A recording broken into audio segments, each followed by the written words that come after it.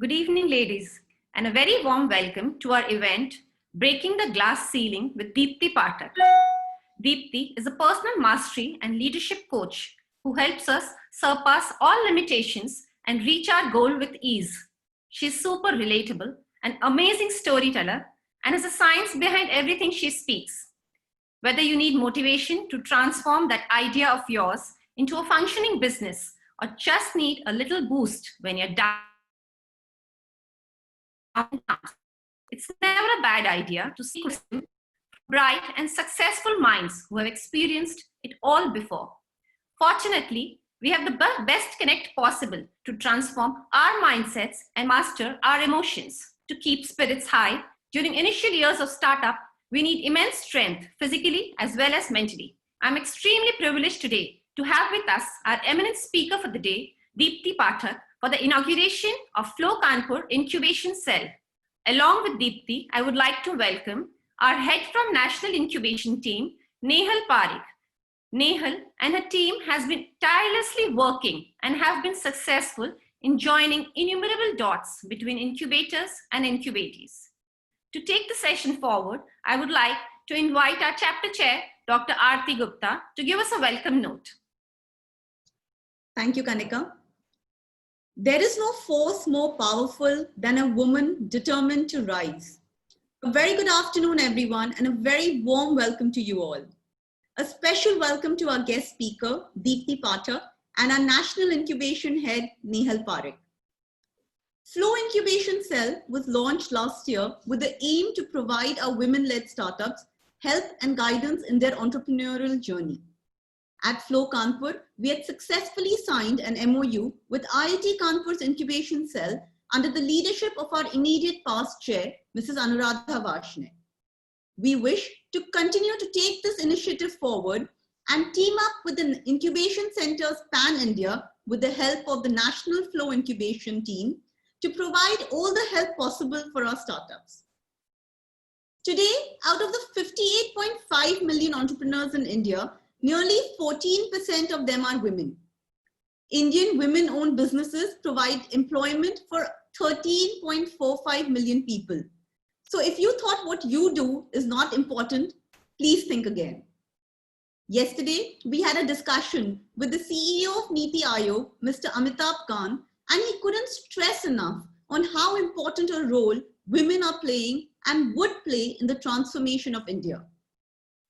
However, juggling work-life balance and managing a number of roles perfectly causes a lot of mental stress, which we women usually ignore. Today, we have amongst us Deepti Pathak, an exceptional life coach who will guide us on how we can train our minds to reduce the stress and anxiety we feel and help change our attitude from can I to I can. Before I invite Deepti, I would like to invite Nehal to inaugurate Flow Kanpur's incubation cell and to tell us a little about this initiative at Flow and how our women entrepreneurs can benefit from it.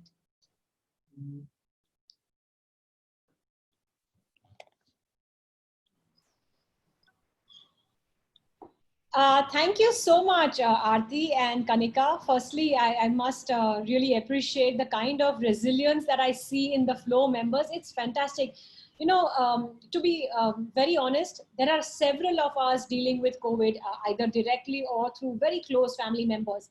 But I haven't seen the commitment or the spirit go down because of the kind of enthusiasm and the passion that I'm seeing amongst all the members, and especially in the incubation team and the team members, wanting to really actually genuinely make a difference to our members. It's a big round of applause to the entire incubation team across all the 17 chapters. So thank you for all the passion and commitment that you all have been showing. Aarti, you for one have been leading this initiative since a while that you've taken on the role, and you know, just having the partnership with IIT Kanpur is really fabulous. It's a big feather in our cap as the incubation cell. So thank you firstly for inviting me. It's truly an honor to be amongst all of you, and hopefully do a small bit in, you know, trying to share with you in very simple terms today what really incubation means to us as entrepreneurs, right? What is that little leverage that we can avail? What are the resources that we can avail in order to get that exponential growth, in order for us to leapfrog into the next stages of our business? So with that, if you can allow me access to my slides, I can have access to share my screen, I'd like to share my screen. Is that possible to do? Yeah, please go ahead. Yes. Okay.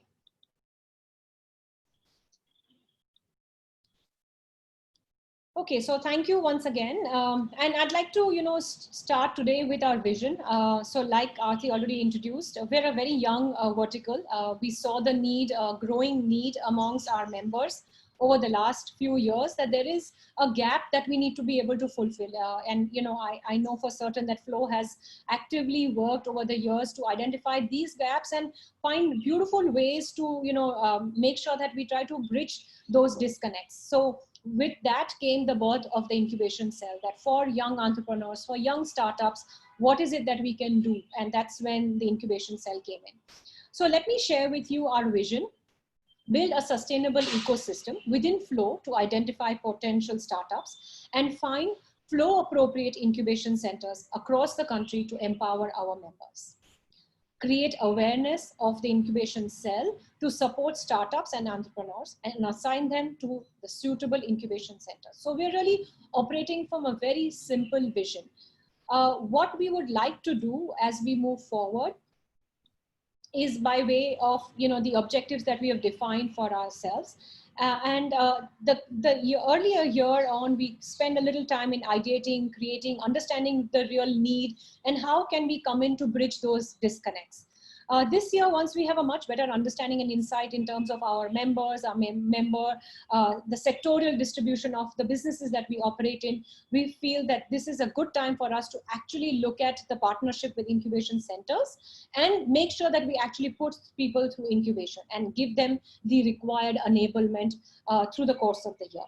And I feel that, this has been adopted and has been embraced so well across the 17 chapters that I see that we really need to work towards building a sustainable ecosystem, that we regularly recognize these startups across the various chapters of Flow and make sure that we are able to incubate them at regular intervals.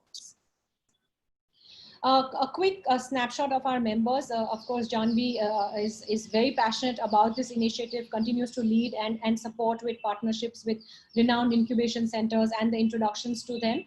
I have joined with me two people in my team, which is Ritu Saini, again a Bangalore-based member, and Mitali also is part of my team, and she's also based out of Bangalore.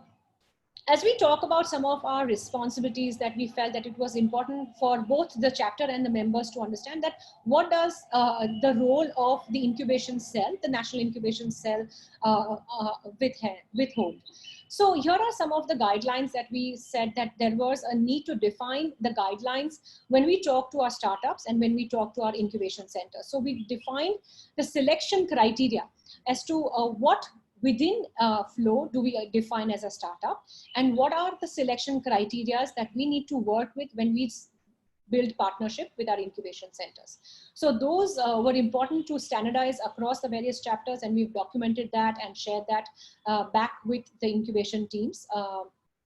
We felt also, as we build these relationships, there was a need to define the roles of each of these entities. So whether the role of the startup when they were to get into an incubation, or the kind of services that would be provided by an incubation center need to start to get defined, at least at a broad level. So we've defined those so that it helps people to get a good understanding of what each of these relationships will entail.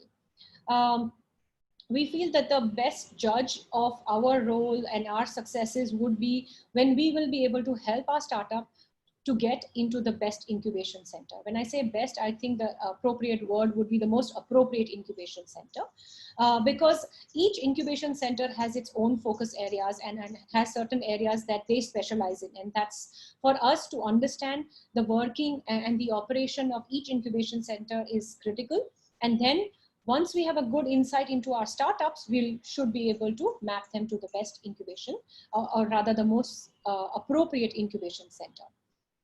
We feel that we'll also play a critical role in supporting our chapters while they sign the MOUs with the incubation center, and we will continue to support them with the queries and all the information that they would require while they sign up the partnerships with the incubation centers.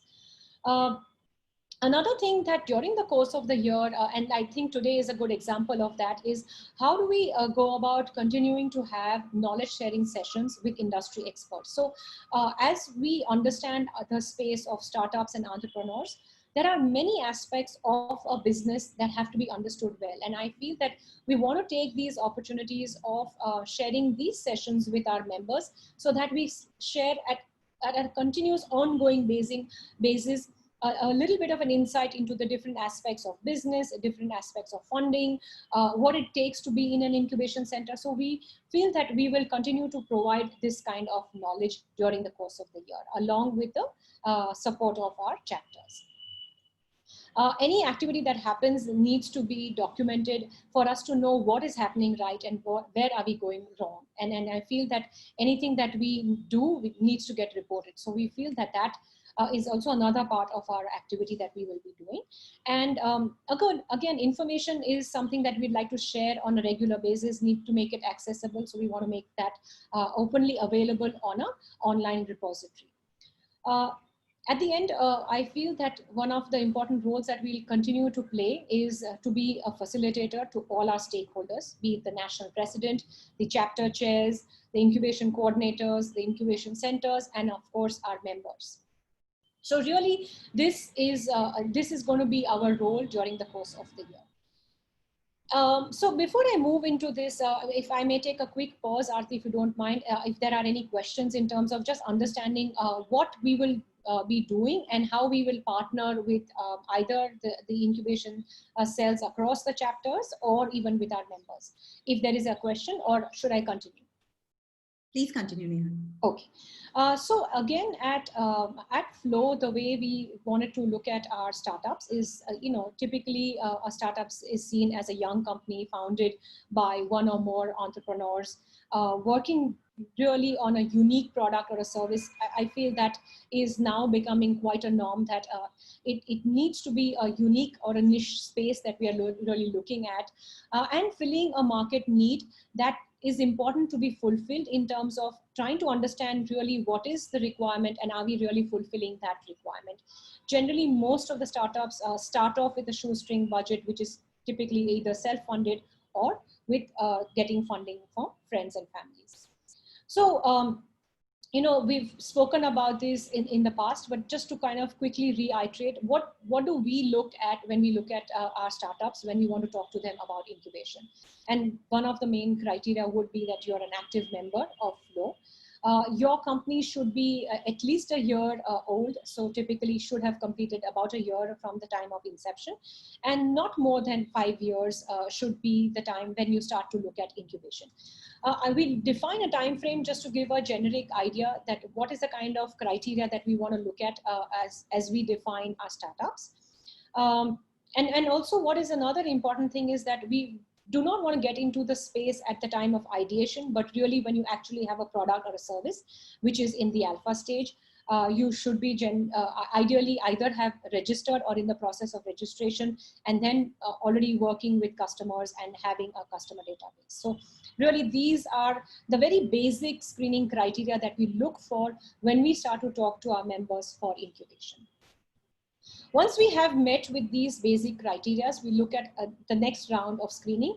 And, all of these screening criteria are very aligned to how an incubation center will look at you, and which is what we wanted to align ourselves with also. So that as we start to talk to you for incubation, we want to make sure that we have a very good understanding of what an incubation center would look at when they start to talk to you. So we've really mapped our criteria similar to how the screening will be done at an incubation center. So we would look at the kind of innovation that you're working on your business model. So during my course of my conversations with the various incubation centers, we've realized that one of the most important things that they focus on is the strength of the team, the vision of that team. And really, they always reiterate the fact that the most important criteria that they look at, they believe that money will come and go, but the team strength is so important, and the team vision is so critical, that is a very, very important factor that they look at. So making sure that you have the right team and the right founding members on your side is very critical. Of course, making sure that you have a good value proposition for your customers. You've looked at and understood your market and your market reach. I'd like to emphasize on social impact. I feel that at Flow, we always hold this close to our heart, because we feel that if, as while you are operating as an entrepreneur or as a startup, if you're working on an aspect of society that can have a social impact, we want to support that even more. So if you are having an ability to work on these spaces, we'll go out an extra mile to make sure that we try our best to make you successful in this space. So these are some of the criteria that we look at when we look at our startups. Just to bring everybody to speed, I know that most of you would be already aware that we've already collected the startup information across all the chapters. We've already finished talking to them about their plans, and also had an opportunity to look at their business plans. And then we've also decided that there will be times that we will know that there are some of our members that would be ideal for mentorship. And that's when we want to hand over the members to the mentorship cell that is led by Bindu. The ones that continue to be interested and understand the incubation space now, with conversations with the incubation cell members working with you and the incubation team at the chapter level, we will continue to work with those members and dwell deeper into their businesses. So at all point of time, we'd like to stay in touch with the incubation team at the chapters, so that we understand in detail and have an opportunity to understand the businesses that are looking at getting into incubation.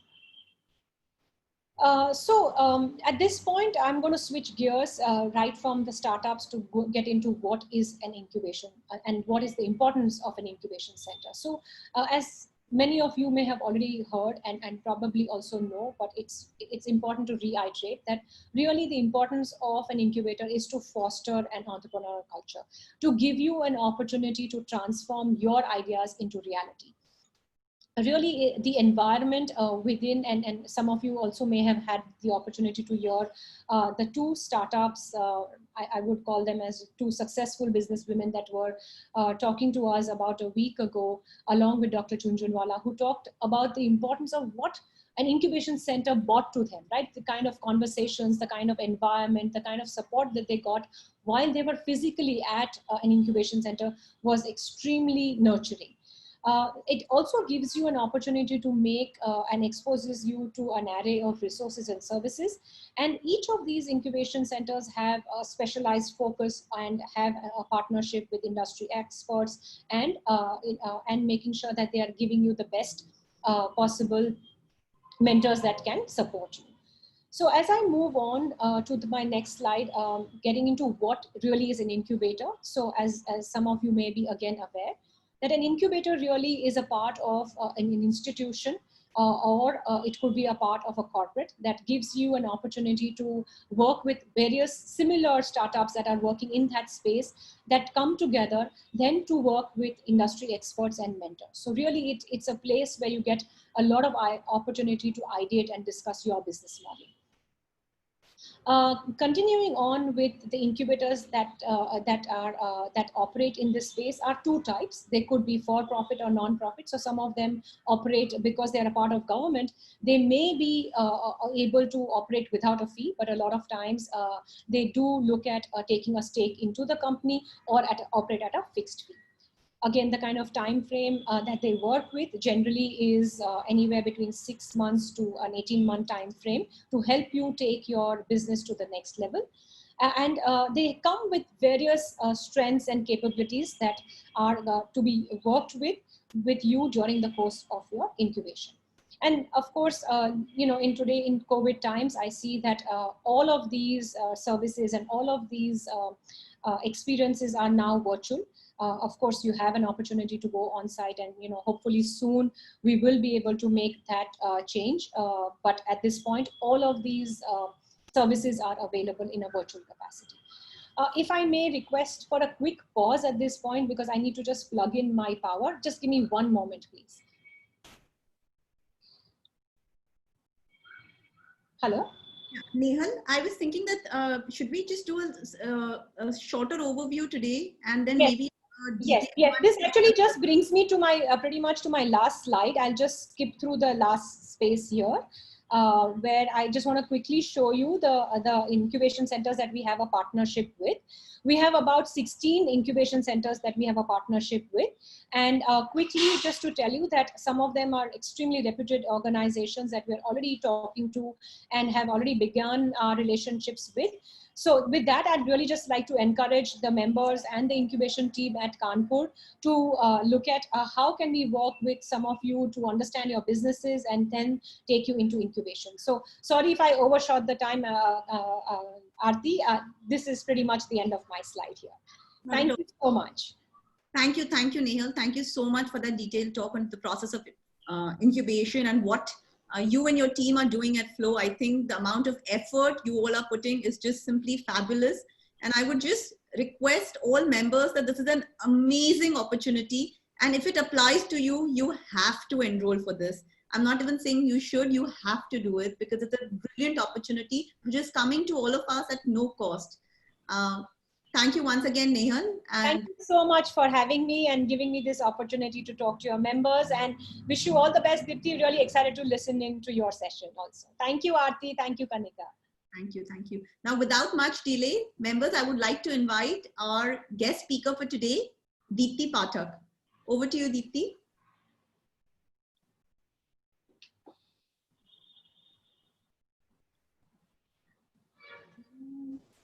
Deepti, you're the host, so you can. No, I was not able to. But nevertheless, thank you so much for such a wonderful introduction. And most importantly, congratulations to all of you on the launch of your incubation cell. I think it's a brilliant opportunity and you must make the most of it, especially with such a huge platform and so many resources available to you. I believe that this will be a huge add-on for all of you. It's a pleasure to be here with you all today. I hope you have a bottle of water with you. While this webinar will only last about 60 minutes, but it's always good to stay hydrated. I'm also going to encourage you to grab a pen and paper and take notes. Write down any questions that you may have. You can also put them in the chat box and perhaps Aarti and Kanika will help me take them up later in between whenever we get a chance. Yes? Yes. If you can all hear me clearly, I'd like you to please type clear in the chat box so I know that you're with me.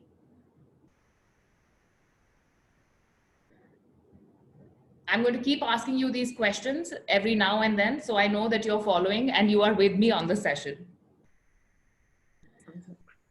So let's begin with taking a quick look into our past to understand as to why women had to primarily take on domestic roles, manage relationships, and stay off the professional world in the past. See, historically, earning a livelihood involved laborious tasks. It was a matter of brawn over brains. Even though as time passed and the human race evolved, the dominance of men in society led to lack of access of education for women, and the entry of women into workforce was somewhat delayed. Luckily though, starting in the 19th century, we began to realize that our physical strength had nothing to do with our ability to provide for our family and for society. And hence in the 21st century, the role of women as leaders in companies all across the world is growing exponentially. As some of the statistics shared by Aarti as well, I'm going to add to that. According to a McKinsey Global report, women in workforce make a global average of 40%. I have a question to ask though today. Why then women in India still represent less than 24% of the paid labor force? And that too only in the metros. Why India, the country among the most emerging and promising economies, is ranked 121 out of 131 countries in female workforce participation? Do any of you understand why? From what I understand through my research and my understanding and my career experience is that the primary reason behind the delayed growth and development and economic participation of the women in our country is the limitations that they experience in their mindset and psychology. The cultural, social pressures that create this block of mindset and emotions are what hold women back in a strong position, in a strong way, from really being able to lead their business lives or their professional lives. And see, this is not just applicable to the underprivileged section of society, but this is very much prominent in the most affluent sectors as well. Even the most educated, privileged, and affluent sectors of society, several women are suffering from anxiety, self doubt, and often lack of belief in their own abilities. Wouldn't you agree with me? If you do, then please type yes in the chat box, and I know that you're with me. I'm not going to talk about any of the other ugly things that happen to women in our country, but today I want to start this webinar by first admitting that we are lucky. We are lucky that we are not born in the world where our mothers and grandmothers lived, where women were forced to drop out of school and college at an early age. The time when even those who managed to complete their education had little to no career choices available to them. Let us all agree that we are very fortunate to be a part of the 21st century. But you see, dear ladies, with this great fortune comes a great responsibility. The responsibility to be the change in our country, our society, to create a safer world for ourselves and most importantly for the coming generations, to bring them more opportunity, more freedom, more liberty.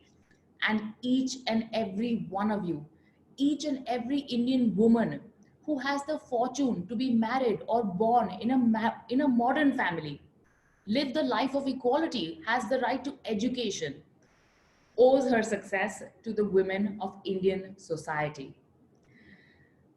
I want to remind you today, ladies, that the future is not a place which we go to. The future is a place that we create. And all of us together are the future of this nation. We can together change the fate of the women of this country simply by changing one life. We can change our lives. And that's all that we need to do. I truly believe that the strongest way to build a promising future and bring equality to the women of this nation is for each and every one of us to rise to the occasion, to shine, to succeed, and to lead. See, because of your perseverance, your determination, your success, we can all succeed. That's the beauty of women. Because you see, when Priyanka Chopra shines, all Indian women shine with her. When Kareena flaunts her pregnancy with style and pride, from being an indoor period of a woman's life, pregnancy suddenly becomes a glamorous affair. When Kalpana Chawla, Indra Nui represent our nation globally, the world starts to believe that all Indian women are capable. Even as individuals, we represent a whole community. Together we are stronger, together we make it easier, and together we make it unstoppable. Isn't it? If you agree with me, please type agree in the chat box. I want to tell you one thing today, that it is not what I'm going to teach you today that's going to be so enriching, but it is actually what I'm able to awaken from within you that will truly change your life. See, people who have everything, and I do mean everything, money, health, success, love, family, they use their minds just a little bit differently. They do a few different things, not too many, just a few. It's not their background that makes them successful, it's their psychology. It's how they have a way of consistently focusing on something. You see, obsessing about something that matters to them, and they're willing to do whatever it takes to achieve it versus talk about it. See, all of us have got a story about why we can't have what we want. And I've done that so many times too. But the truth is that the only thing that holds us back from achieving what we really want is the story that we keep telling ourselves about why we can't have it. Success on the outside begins with success on the inside. Because going from impossible to possible and from I can't, I can, and I will is just a science. a part of the science that I'm going to teach you today. Understand one thing. Self-mastery is the DNA of life mastery. The more you grow, the more your opportunities, your income, your relationships, basically every aspect of your life will grow. In today's webinar, I will help you understand how to manage stress and anxiety in these uncertain times. I'll help you understand how you can cultivate your mind and work on your social beliefs. And I'll also help you understand how to master your emotions. How many of you think learning these things will bring some clarity in your personal and professional lives? If you feel so, please type yes in the chat box. And I know that you're still listening to me and attentive, not bored as yet. So let's start off with the first topic for today. And I'm going to take some questions in between the chat, right? See, with over 75% of adults reporting moderate to high levels of stress, there has to be a solution. And to be able to master stress, anxiety, and maintain a calm, positive, productive state, the first thing we need to understand is what creates a phenomenal mindset. What is it? What are the factors? We always try and, find solutions to the problem. But do we ever actually first go out and say that these are the primary criteria that actually build a phenomenal, the best mindset that one should have, an entrepreneur should have? There are 3 patterns that control your mindset on everyday basis. And if you want, you can choose to write about them. You can perhaps learn about them later. The first pattern is your focus. Whatever we focus on, we tend to feel and attract. And this is not about positive thinking. This is about focusing directly. Focusing on unimportant things is a recipe for stress. But focusing on things that really matter is the secret to living a phenomenal life. And guess what? The one decision that you're making every moment of your life, every second, is what are you going to focus on? Right now, you're focusing on me. You're looking at the laptop screen. You can also choose to get distracted by the fan, start gazing at your phone, or maybe even start looking outside the window and thinking what's happening outside. But the choice is yours. Your focus will determine how you are going to feel, and it will ultimately shape your life. If you keep thinking of all the challenges ahead in your path, if that is your prime focus and how it will affect you negatively, you are bound to feel anxiety and worry. On the other hand, if you focus on finding solutions, the minute you find a problem, that very minute, I understand that you will mull over the problem for a little bit, but the first thing that you have to train yourself to do is start looking for solutions in that very moment. And why do you have to do that? What is the science behind it? Considering everything that I'm going to teach you will be backed by science. See, there is a system in your brain. The technical term for this system is called the reticular activating system. It is basically a network of neurons all up in here, right? What is the job of the reticular activating system? It's basically a filter system.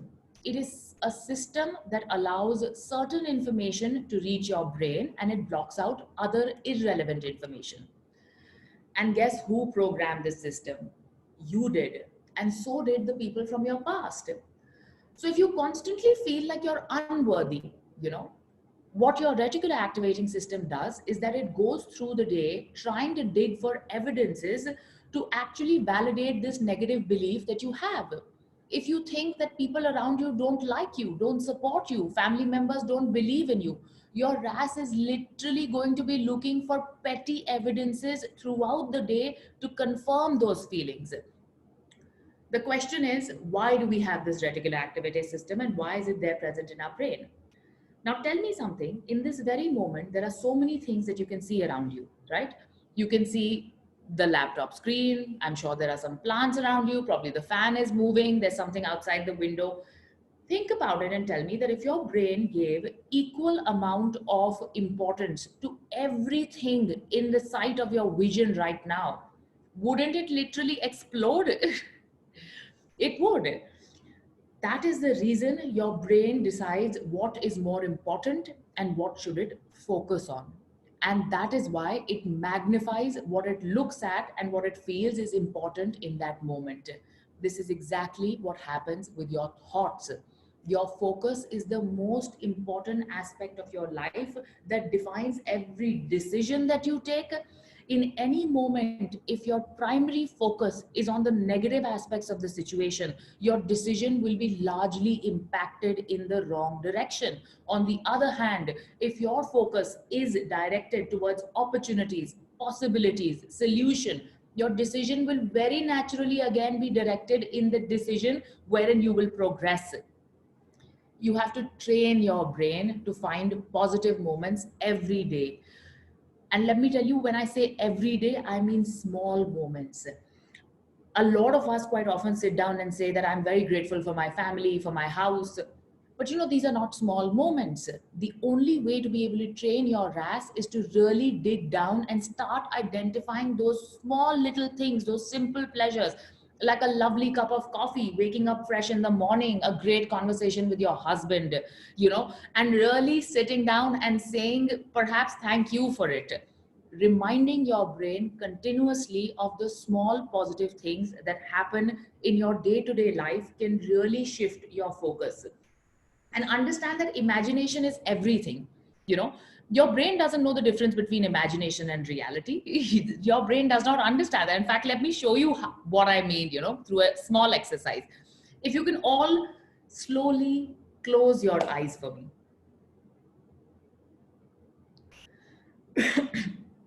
So close your eyes for me, please, and just put your arms out in front of you, palms facing upwards. Keep your eyes closed and let your palms face upwards. Now I want you to imagine that in your hand, you are holding a half big cut, bright yellow, juicy lemon. Keep your eyes closed. Don't look at the lemon. Just keep your palms on top and imagine that there is a big, fat, bright yellow, juicy lemon, half sliced in your palm. I want you to imagine that you are bringing this lemon close to your mouth, slowly, gently bring it closer to your nose. You can feel that waxy surface of the lemon right outside on your fingertips. Now go ahead, smell the lemon and squeeze it very gently. Enjoy that wonderfully fresh, zesty smell. As you inhale this fresh lemon, you will sense a great lemony smell. Now open your mouth and take a big bite, a big bite into this half cut lemon. Let those juices move around in your mouth. Let them roll. It's tangy, it's zingy. Let it go all over your mouth. You will find that you are suddenly pumping out masses of saliva in your mouth to a thought. You can open your eyes now, gently. And once you open your eyes, please type open in the chat box so I know that you're again looking at me while I talk. Through this experience, I just made you understand that only through imagination, simply through imagination, your mind can actually produce saliva when the lemon does not even exist. Your mind has no idea about what is reality and what is imagination. If you imagine positive moments, if you visualize achieving your dreams, your mind will start pushing you in that direction. If you actually are grateful for your day-to-day life, and the small little things count, those really small little things, like a pasta turning out really well, your daughter being really happy and smiling and hugging you, or a great conversation with a business associate. Similarly, visualizing small things in life, imagining that you are successful, you are achieving something that you really wanted to. All of these imaginations basically rewire your reticular activating system and sort of compel it to start seeking ideas and solutions in your day-to-day life. And that is exactly what the purpose of RAS is. You can reprogram this system simply by turning around your focus. before I share the second topic, the second pattern, I'd like to ask if you have any questions that I can take up quickly. Otherwise, I'm going to move forward because my talk is long and I want to make sure that I give all of you maximum content today. So the Right. second pattern, yes, please. Yeah, we can move forward, Deepti. I was just going to Sure. say that. Sure. The second pattern of a phenomenal mindset is internal dialogue. Now, let me help you understand what I mean. My first question to you, though, is how many of you talk to yourself? If you talk to yourself, type I in the chat box.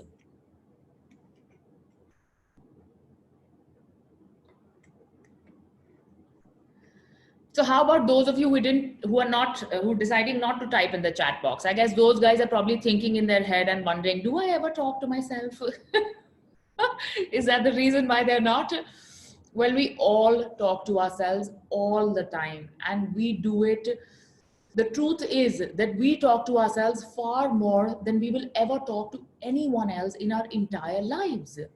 And unless you learn to talk to yourself the way you want the world to talk to you, nothing in your life will ever change. The voice in your head should be your best friend, your biggest supporter. It is this voice that really shapes you or destroys you. Everything else is inconsequential. You know, we see so many motivational statements wherein we read that you are the product of your company. But I want to remind you today that the most important company is not your social circle, is not your friends or your family, but the most important company is you to yourself. You talk to yourself more than you will talk to any other individual in this entire lifetime. And if you continue the negative self-talk, if you tell yourself I'm not good enough, if you tell yourself life is hard, people don't like me, nobody wants to support me, then your mind will make you believe it. And you will continue to find ways to achieve it, even if it's not true. So the next time you catch yourself saying, I could never do that, take a moment and consider the impact of what you're saying. Have you really limited the concept of your self-identity?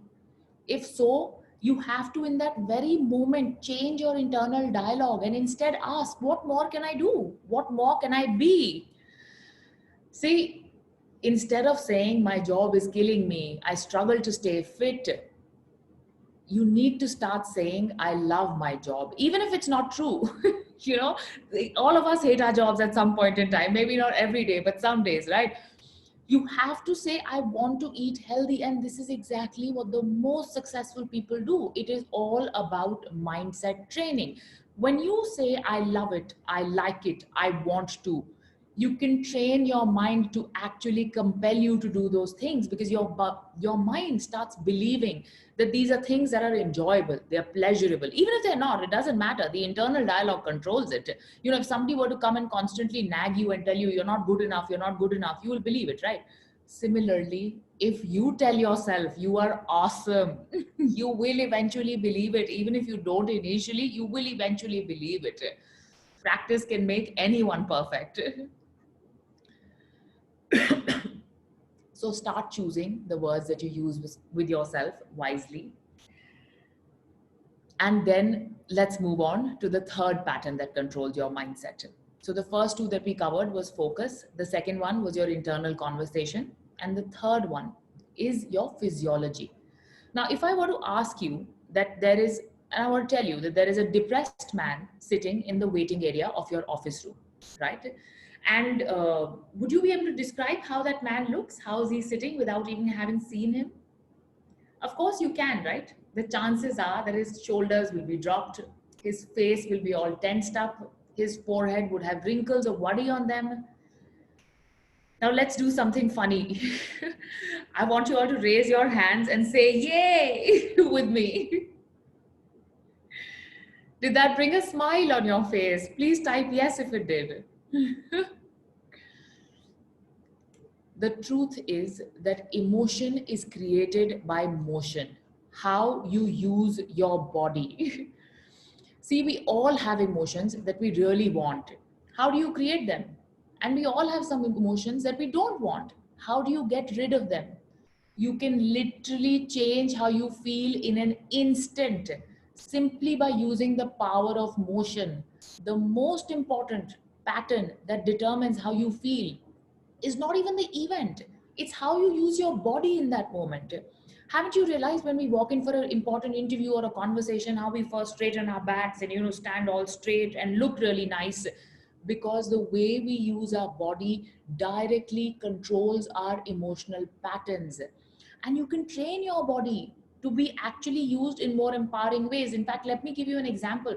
One of my clients who had a major anger issue, and he's a CTO, he handles a very big team, was suffering for several years with this anger issue. One thing that worked with him like a charm, and this is just basically the idea of using motion. I told him that the next time that you feel angry, I want you to pull your face away, no matter which situation you are in, even if that means for a split second putting palms on your face. I want you to give a big smile like that, no matter how angry you are. And every time the pattern is broken. Because when you're smiling like that, when you have such a positive body language, you can't feel angry. It's just not possible, right? Motion controls emotion directly. And you can train your mind to use your body in more empowering ways. But the best way to do that, and I'm guessing most of us don't do, is to get up each day and physically move. Wake up your metabolism. Start your day with workout. Start your day by feeling powerful, confident, positive. Don't work out to lose weight, because to be very honest, you have complete choice on how you want to look, what weight you want to carry, and what you want to eat. But please train for your mind. The best way to feel powerful, and any of you who've actually had some sort of physical activity in their life will realize that those were the best days of your life. Those were the times when you were truly motivated and positive inside out. There's a Harvard study that talks about power postures. And the study says that standing like Wonder Woman or like Superman for 5 minutes can literally increase the testosterone in your body by 20%. It drops cortisol, which is the stress hormone, by 18%. And it increases the chances of taking difficult decision, which is required by an entrepreneur, by 33%. 5 minutes of standing like Superwoman. And you can do that, right? It's very doable. So these are the three patterns that control your mindset in everyday life. The first one being focus, and they're completely in your control. Completely in your control. These are not external. These are up to you. Your focus, your internal dialogue, and your physiology. Three things that you can control every single day. Considering that now we have spoken about the internal barriers, I want to move forward to discuss the external barriers. Before that, if you have any questions, please feel free to ask them so that I'm not the only one speaking. If there's anything that comes to your mind, please feel free to ask. Otherwise, I'll take questions at the end of the session, of course. Deepti, can I ask a question? Yes, please go ahead. So tell me something, how can we use the three things which you mentioned in order to sleep better? So a lot of people who are worked and managing work-life balance find it, because of the mental stress, find it difficult to sleep better. So is there a way we can use these three things to sleep better? Yes. These are three things that you need to train on a day-to-day basis, Aarti, right? And the minute you start training them, the minute you become conscious enough, and see, for any kind of training, what is the methodology for any kind of training? You have to be disciplined. You have to have set time periods wherein, say for focus, there are multiple exercises that you can do. Of course, one of them is meditation. The second one is giving gratitude, but yet again, not gratitude for holistic life, for small things, for simple pleasures. Yes. Once you said that, you can train your focus. The second aspect is your physiology. The minute you start working out on a daily basis, automatically you will sleep a little better. Thirdly, again, the reason that people are not able to sleep well is because they have too many conversations in their head. They keep having these recurring dialogues about what they need to do, what they don't need to do. You have to train your mind to shut off that dialogue. And one of the ways to do that is to actually imagine that you have a volume control button in your hand. And it takes training. Again, this is pure NLP. It takes training, but in imagination, if you think that you have a volume control button, every time that your brain gets too active into a dialogue that you don't want to hear, just imagine yourself reducing the volume. Secondly, It's very important to have rituals in life. Most of these issues, as far as sleep patterns are concerned, negative thinking is concerned, it's quite often because of the fact that we lack rituals. We don't wake up at a fixed time, we don't sleep at a fixed time, right? It's very random. Is that correct? Does that apply in your case, Aarti, at all, anywhere? Yeah, absolutely. Yes. So that is one of the challenging. Your brain basically works on a pattern. Understand that this is a supercomputer. It does everything that you train it to and keeps learning from your patterns. So if you train it well, it will give you all the rewards that you desire out of it. Lovely. I love the volume control idea. I am going to use it. I have too many voices speaking in my head. It takes some practice, but it really works well. It really does. In fact, if you have any imagination at that time when you're talking to yourself, if you also have pictures, right? If there's quite often, sometimes, you know what happens is we're thinking about a past moment, something happened yesterday, day before, it's still bothering us. So what you can also do is imagine those pictures fading away. Imagine those pictures slowly breaking apart, you know, sort of tearing apart. Imagination is everything. If you can learn to play with your imagination, you can truly control your emotions in every possible way. So there's another thing that I do that really works for me. Different things work for different people. But one thing that really works for me is basically to imagine that suddenly there is an immense amount of white light that was thrown onto my imagination, something that I don't want to see. And I see it fade away because of that white light.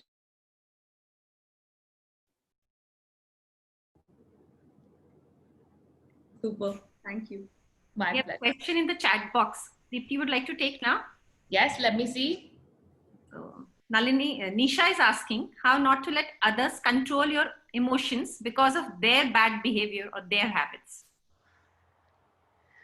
See, the thing is that, Nisha, others can never control your emotions unless and until you allow them to make you feel upset. You can't feel upset. And the biggest problem here is, again, understand, go back and analyze a particular situation. Okay. Say supposedly something happened with your daughter, your son, or somebody else, you know, maybe somebody at work. The conversation didn't go very well.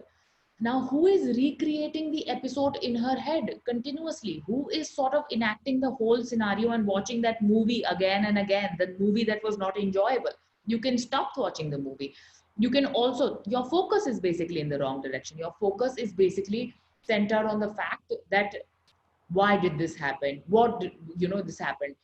Second thing is internal dialogue. Yet again, the internal dialogue that you're having after a painful conversation, after something that didn't go the way you wanted to, is not positive. You're somewhere telling yourself that I am wrong. I made the mistake. I don't know how to communicate, or something else. You're making yourself feel inadequate on some level. Nobody can control your emotion without your permission. You are giving them permission.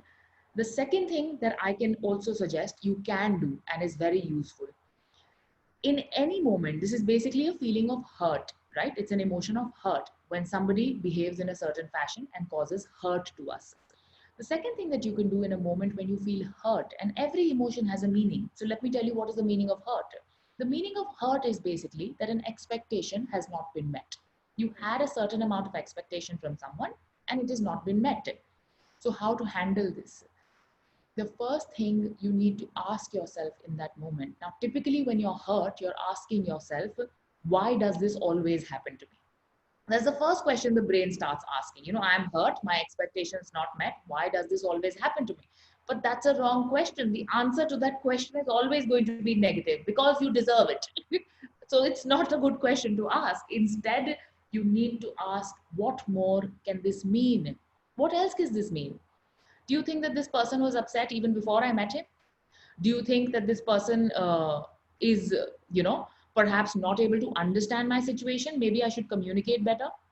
Thirdly, maybe this person is just naive and stupid and they will never understand me, but that should not bother me. It doesn't matter, right? When you ask yourself, what more can this mean? Thank you, Nisha. You will automatically get better answers. Yes? Shall we move forward? Yeah, we can. Yeah, we can, Deepti. Let's move. See, now that we spoke about the internal barriers of our mindset, it's time that we also talk about some of the external barriers, the ones that we get from society, and we get too many, especially in our country. Yes. You know, when people come and tell you, You've gained too much weight. Who will marry you? Why do you want to do a business? A woman's responsibilities towards her family and children. Focus on home. You talk too much, dear. Ladies don't laugh like that. Did nobody teach you manners? To all of these things, I want you to do just one thing. यहाँ से सुनना, यहाँ से बाहर निकाल देना, right? Just learn to ignore them. And if there is an opportunity where you have to speak, tell them, thank you for your advice. I am good where I am. See, the thing is that over the years, as we grow older, our experiences condition our way of thinking.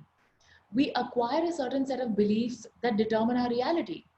We begin to believe that all of these ideas imposed by society are true, and we develop limiting beliefs about what we are capable of. And to explain this to you, I want to tell you a short story. See, once upon a time, there was a boy named Raj.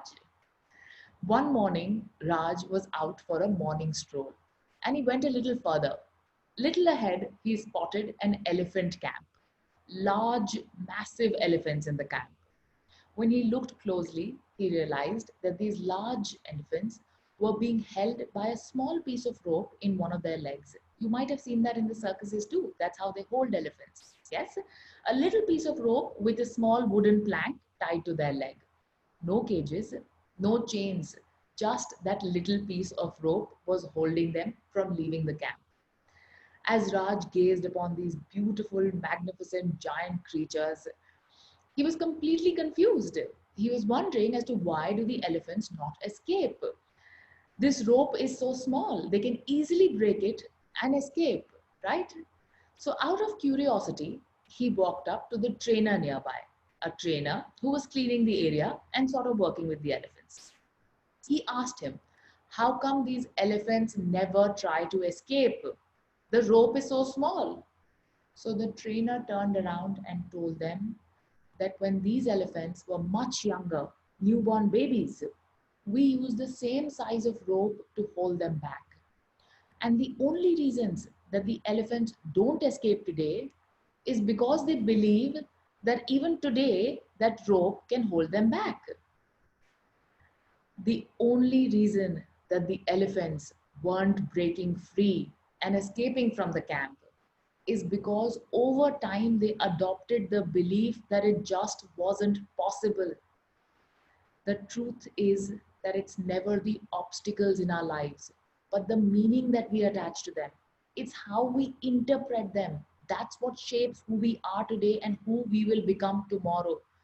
Beliefs are what build some individuals to become heroes and others to live a life of misery.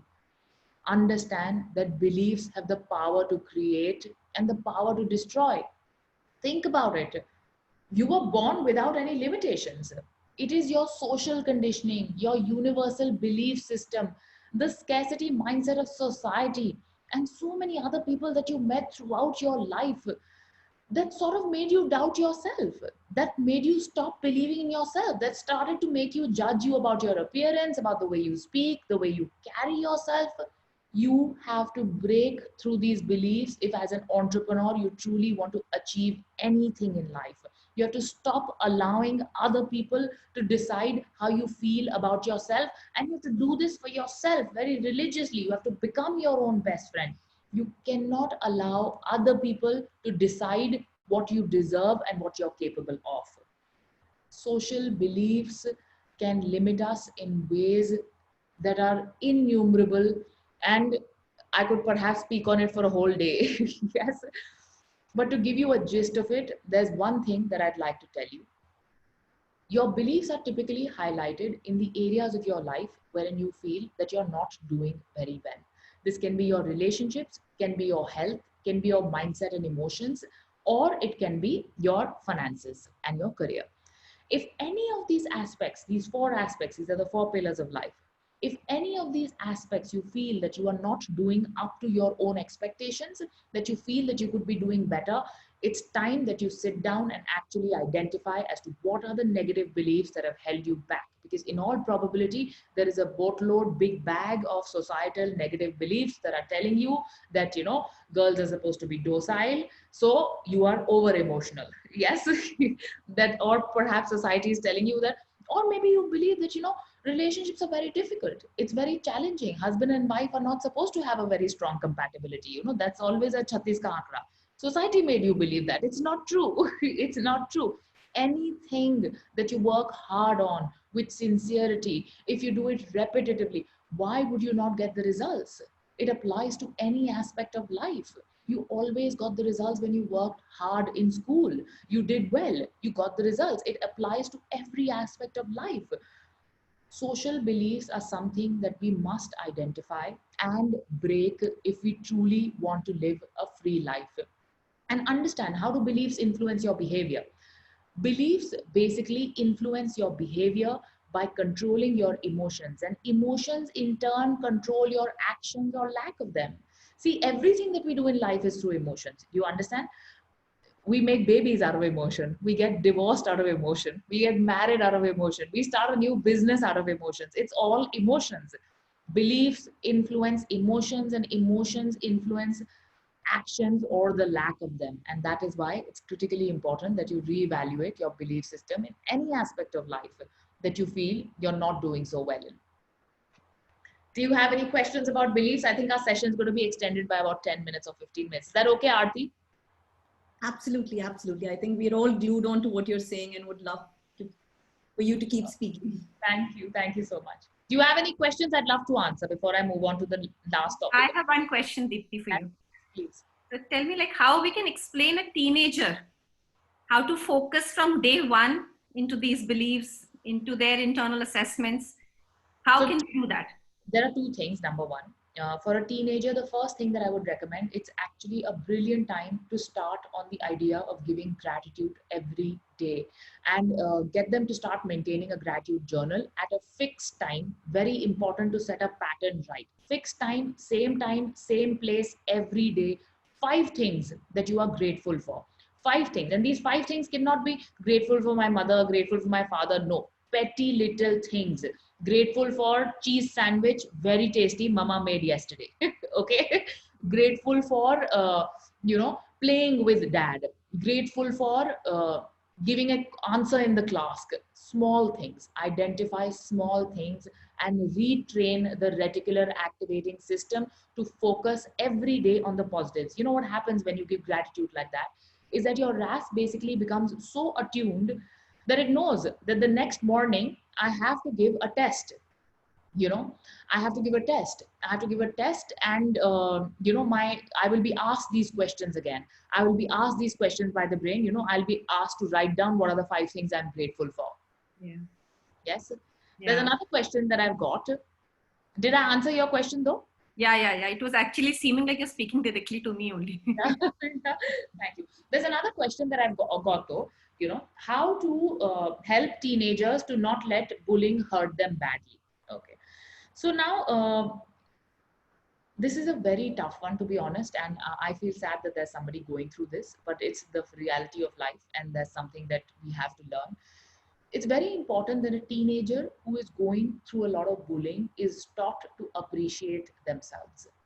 And this can start simply by, number one, of course, training the focus and gratitude. The second thing it has to start with is internal dialogue, correction of internal dialogue. Because when you're bullied, what happens is that you start telling yourself that you're not good enough. You start having this conversation continuously that, I'm not good enough. I'm not able to do what I need to do. People don't like me. The best way to change that is to come up with an affirmation. Now, what is an affirmation? An affirmation is basically a sentence, right? A small sentence. Every day, in every way, I'm growing stronger and stronger. Very good sentence. Make your child repeat this sentence in front of the mirror with his shoulders pulled back in a good physiology, powerful body posture. Stand like Superman and repeat this dialogue 20 times. Same time, same place, every day. Do this for 21 days and you will automatically see that the child's confidence level will increase. And also tell the child to practice this dialogue whenever he feels poorly about himself. And you can also look up, you can create your own affirmation. I just gave you a very simple one that just came to my mind. Every day, in every way, I'm growing stronger and stronger. I'm growing smarter and smarter. But you can look up on Google, you'll find several affirmations. You can create one of your own. It's when it's a child, it's always good to have a rhyming one, something that is sweet, small, short, and rhymes. So it's easy to remember. But this is one thing that will really help boost self-confidence, because when he will talk to himself, he or she will talk to himself and tell themselves that, I'm growing stronger and stronger. Again, the reticular activating system will get activated, and it will want to dig out every opportunity, every episode, every time that he does something right, that will sort of get magnified in his brain. I hope I answered this question. Yes. We have one more question, Deepti. Yes, please. Can you repeat the 4 pillars of belief once? These are the 4 pillars of life, not belief. These are the 4 pillars of life. The 4 pillars, the first one is mindset and emotions. The second one is your career and your finances. The fourth one is your relationships. And the fifth one is your health. These 4 pillars together create life. And at any point in time, your life is basically a structure. It is standing on these 4 pillars. At any point in time, if one of these pillars is going to weaken, your life will start shaking. Your life will lose its balance.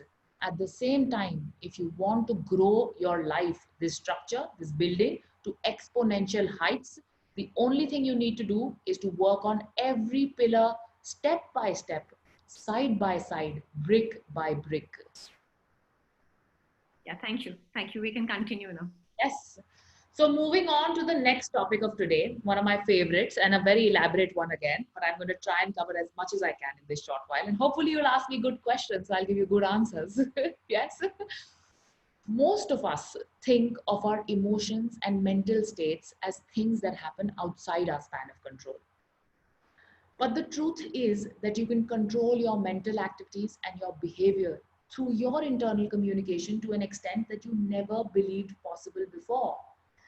How you feel is not a result of what is happening in your life. It is your interpretation of what is happening. See, we all have times when we get frustrated. All of us do. We get frustrated, overwhelmed, depressed, angry. There are also times that we get euphoric. We are joyous. We are super excited, very happy. But the secret is not to never feel these negative emotions. Honestly, that's not even real. It's not possible to never feel any negative emotion. But it's important to understand what is the purpose of these emotions. Why do we have these emotions? This is a computer. Everything that the computer does is with a purpose, right? Especially, why do we have these experiences that are really painful ones? These painful negative emotions, what is the purpose? Now, the prime purpose of these emotions, to understand them, the first thing I want to remind you is that all of us work on core values. Every individual in this world has certain core values. It's how they've been raised. Most of us deeply believe in core values of courage, determination, discipline, passion, hard work. Don't we? We deeply believe that these traits are necessary for anyone to find real success and fulfillment in life. You agree with it with your whole heart and soul. But at the same time, you still keep breaking your own rules. You believe that discipline is necessary, but you continue to be undisciplined. You believe that courage is important, but you still become fearful. You know that passion, hard work is important, but you always sideline your own needs. Your negative emotions are signals from your brain. These are signs that your brain tells you and gives you when it needs you to take some action and make a change. See, when you don't follow the most important rules that are so strongly, your morals, when you don't follow them, then what happens? When you were younger, you all have children, I'm guessing. But when you were younger, what would happen? Your parents would pull you up and correct you and tell you have to do this, right? What happens once you become an adult? Once you become an adult, you are your own responsibility, and the brain understands this rather well. And that is why it uses these negative emotions to make you feel guilty, underconfident, inadequate, frustrated, upset. And it even makes you fearful of what lies ahead, basically trying to tell you the message that you're not prepared for about what is about to come. You need to be more disciplined, more sincere, learn more. If you feel inadequate, if you feel like you're not good enough, It's perhaps because you've not learned enough. See, remember, everything that your brain does and makes you feel is with a purpose. Every single emotion is nothing but just a call to action. Just like I explained to you the meaning of hurt, the emotion of hurt, just like that, there are several emotions. It's important to start understanding the meaning of these emotions so that you can really use them in the right way. Because honestly, they're nothing else but your brain telling you to take action to make a change. Now, the most common emotion that I have found women experiencing very frequently is the emotion of fear. Fearful emotions can include everything from low levels of concern, apprehension, intense worry, anxiety, fright. But fear has a simple message. The simple message is the anticipation that something is going to happen that you need to be prepared for. Think about it. If you're driving a car and suddenly a dog appears on the road, instantly, what's the first reaction that your brain gives you? It's fear, right? Instantly, there's fear. Fear, oh God, dog. What do? You take action in that very minute. You slow down, you put the brake, you change the gear. Fear basically means to prepare for something that is coming ahead that you are not prepared for. A child is fearful before an exam when they've not studied, right? When they've studied, the fear is much lower. There's still some slight anxiety, but it's slight anxiety. But if you know you're going to fail, you will definitely be very, very fearful. Fear is basically just an emotion to tell you that you have to prepare for what is about to come ahead. I'll give you an example. See, many of you may or may not know this, but the deer has a running speed of 90 kilometers per hour as compared to the tiger's running speed of 50 kilometers per hour. Then how come the tiger catches the deer 90% of times and the deer gets killed? The deer can run almost twice as fast as the tiger, but it still becomes the victim. It still becomes the prey. Why? Because the deer believes that it is weaker than the tiger. It is so full of fear that it constantly clouds its mind with all of these negative emotions that constantly keep looking back, keep looking back. The deer is not killed because it has less strength than the tiger. It gets killed because it had too much fear. Fear that is a figment of his imagination. See, this is something that I share quite often, and I'm going to share it with you too. In the Far East, they have something called the Chinese bamboo tree. Now, this Chinese bamboo tree takes 5 years to shoot out of the ground. You have to water it and fertilize it every single day. Every single day for 5 years. It will not even shoot out of the ground, but you have to water it and you have to fertilize it. Though once it breaks out of the ground, it grows 90 feet tall in just 5 weeks. Now the question is, does it grow 90 feet tall in 5 weeks or 5 years? The answer is obvious, isn't it? It grows 90 feet tall in 5 years.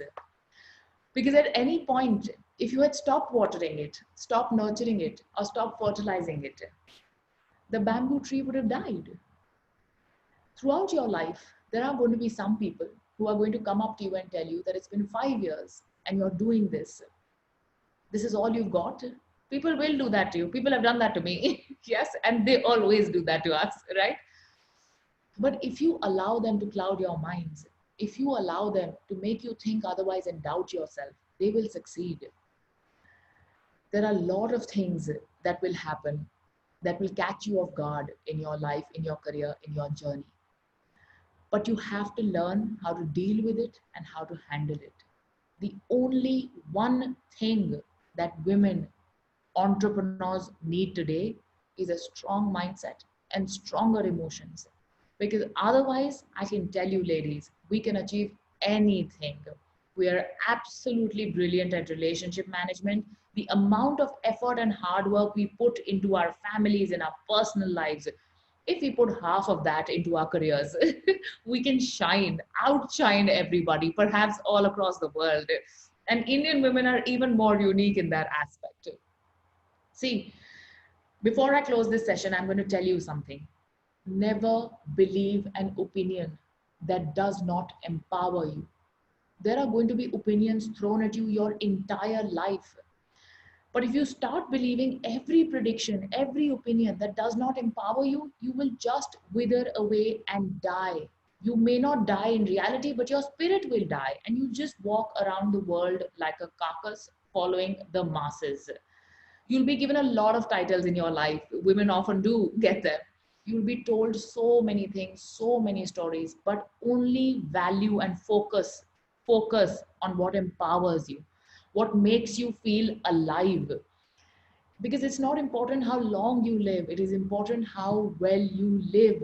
And you will make some mistakes. It's okay. People who don't make any mistakes have never done anything in their lives. So you must make this mistake, and the only thing that you need to remember is to get back up when you fall down. As long as you get back up when you fall down, it doesn't matter how many times you fail. To be able to truly achieve anything in life, you have to fail several times. We all do. I did when I started my business. Ladies, this is a huge opportunity for me to actually come and speak to you, because this topic and women empowerment and women in business is so dear to me. I have a dream that I want to share with you. And I truly believe that the only effective way to change our country and the place for women in society is for all of us to shine, to own our success and lead. And I have a dream in which we can build an India where 50% of our country and 50% of our companies are actually being run by women. When there are 220 women MPs out of a total of 540 in the cabinet, when the top 10 billionaires list of India includes 5 women instead of just one, when there is no reason to be judged by the length of our heels or the length of our skirts, because the offices that we work in have 50% men and 50% women. Most importantly, when ambitious women are not scared of getting married, because they know that the man that they're going to marry is raised by a woman CEO or a woman boss. And I truly believe that all of you can make this dream come true. Thank you. Absolutely fabulous, Deepti. Thank you so much. Actually leads us to a greater understanding of the value we women can bring on the table.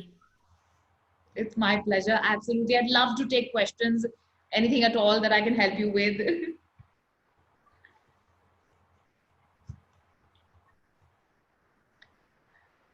There's someone who's asked me a question saying how important it is to declutter your emotional baggage. Your emotional baggage, unless and until removed from your life, unless and until you let go of the past and come out of it and start living in the present, you will never be able to give your best to your current life. Remember that you will always fall short by good 30-40%, not less. You'll always fall short. It's critically important to move forward from your past. There's one more question, Deepti. Yes, Chandi is asking me, how do you manage RAS? Thank you so much, Urvika. So Chandi, as I said, RAS is something that directly controls the focus of your mind. Now there are multiple exercises that are available for training the focus, and you need to identify what works for you well. However, as I said, the easiest and simplest exercise that can actually retrain your mind in under 21 days is giving gratitude, same time, same place, every single day for 21 days to change your mindset, but do it for the rest of your life, please. Yes, 21 days to break that pattern. Giving gratitude for 5 things that you feel went well in the previous day. A great conversation with a family member, a great meal with a family, perhaps something that you made turned out really well, a great cup of coffee, waking up fresh, rejuvenated. 5 small simple pleasures that you give gratitude to. And then there's a second aspect to it. Now the second aspect is visualization. As you give gratitude for these 5 things, 5 petty things, 5 small simple pleasures of life from the previous day, you also sit down and visualize 5 things that you want to achieve in the coming time. Once again, training your focus and telling yourself, your own RAS, that this is what we have to achieve. 5 things, again, You don't have to be absolutely detailed on the first day. That's not expected. And you're not even expected to actually remember 5 things. You will not be able to be very honest. In the first few days, you probably just might be able to remember 1 or 2 things that you're grateful for. But once you start doing it continuously, you'll realize that it's easier to find 5 things. Same thing when you visualize.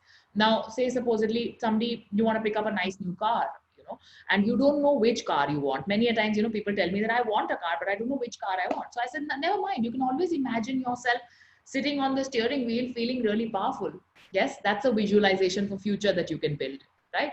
Similarly, you can think about anything else that you want. Perhaps you want to go on a holiday, maybe like I want to go on a holiday in Switzerland. So I sometimes keep thinking, green, bright grass. When is this lockdown going to come to an end? When am I going to travel? Honestly, I've never been homebound for so long. It feels like forever. So those are the kind of things that you can visualize. 2 parts to train your RAS. Part 1 is to actually give gratitude. Same time, same place. It's a pattern. To build a pattern, you need to have discipline. Your time can vary a little bit, but same time, same place, non-stop for 21 days, followed by visualization. 5 things that you want to achieve in your future. Thank you. Thank you, Deepti. Thank you so much. I would like to call upon my chapter chair, Dr. Aarti Gupta, to present a memento for you. Thank you so much, Deepti. It was so wonderful to hear you. And I so passionately share this dream of yours to see every woman of India recognize her potential and rise. And that's been our motto at Flow Kanpur this year also. And it's behind like every single program we've been doing here at Flow Kanpur. When you were saying those things, I could actually feel like I was getting goosebumps, because that is something which I so passionately feel about, that we all need to put ourselves out there and realize and believe in our own powers. Thank you. On behalf of Flow Kanpur, we would like to acknowledge your presence and your thing by honoring you with this green certificate.